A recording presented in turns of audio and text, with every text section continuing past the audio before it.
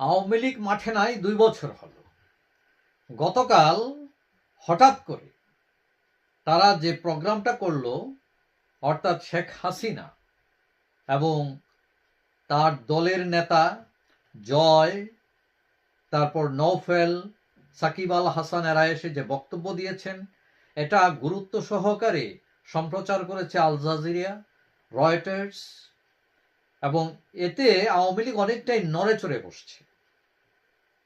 এতদিন কিন্তু তারা ঝিমাইতেছিল, মানে পথ পাইতেছিল না, শুধু অনলাইনেই ছিল। কিন্তু অনলাইনে ব্যাপারটা ঘটলেও এটা গুরুত্ব পেয়েছে মানুষের মধ্যে অনেক। প্রায় 3 মিলিয়নের উপরে মানুষ এই প্রোগ্রাম দেখেছেন এবং আন্তর্জাতিক মিডিয়াও এটার কাভারেজ করেছে। এখন এই যে সম্মেলন হলো, সাংবাদিক সম্মেলন, তাতে নওফেল, যিনি মন্ত্রী ছিলেন আওয়ামী লীগের, তিনি সমঝোতার রাজনীতির কথা বলছেন।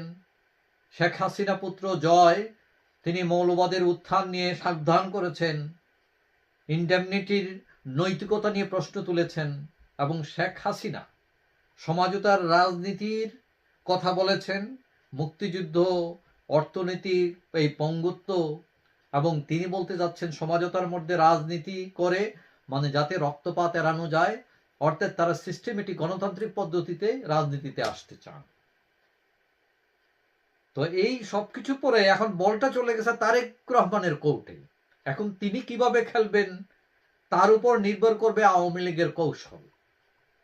এখন আওয়ামী লীগ বিগত 2 বছর ঝিমুতে মানে হঠাৎ করে একটা স্ট্যান্ড নিল, আমি বলবো।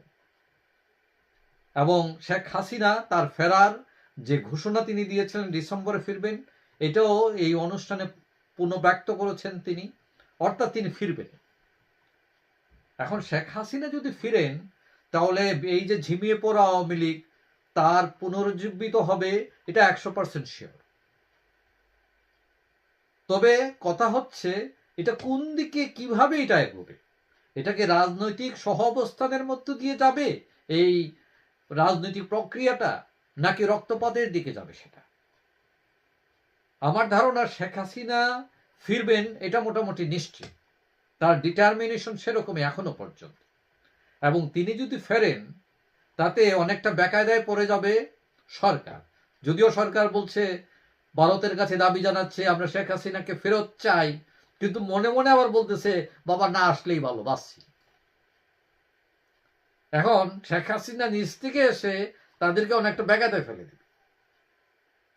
বিশেষ করে নামে বেনামে যে ভিত্তিহীন অসংখ্য মামলা, আন্তর্জাতিক ক্ষেত্রে এর সত্যতা ন্যায্যতা নিয়ে প্রশ্ন উঠবে। এটা ছাড়া ইউনূস আমলের যে মব, ইন্ডেমনিটি করে বিচারের প্রক্রিয়া বন্ধ করে দেওয়া, এগুলো আওয়ামী লীগের পক্ষে দাঁড়াতে পারে। এখন আওয়ামী লীগ ক্ষমতায় ফিরে না আসতে পারলেও মানে শীঘ্রই হাসিনা যদি ফিরে আসেন, আওয়ামী লীগের একটা গ্রাউন্ড তৈরি হয়ে যাবে। এবং যারা গুপ্ত রাজনীতিতে আছেন, এখন যারা রাজনীতিতে হতাশ আছেন আওয়ামী লীগের লোকজন, তারা উঠে দাঁড়াবে, এটা নিশ্চিত। এবং এরা যদি উঠে দাঁড়ায়, তাহলে সরকার বাধ্য হবে ছাড় দিতে। তবে আওয়ামী লীগকে ঠেক দিতে সব দলগুলোর যে আগের যে অক্ষ ছিল, এই অক্ষে ফেরার সম্ভাবনাও অনেক কম এখন, এবং এটাকে কিন্তু সুযোগ হিসেবে নেবে আওয়ামী লীগ।